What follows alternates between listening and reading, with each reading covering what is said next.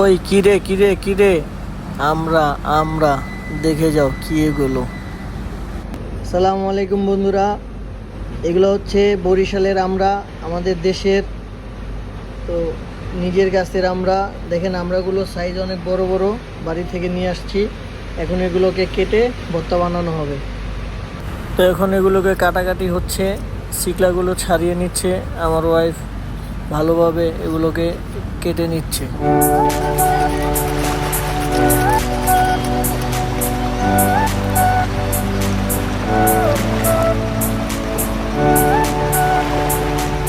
Okay, let's go.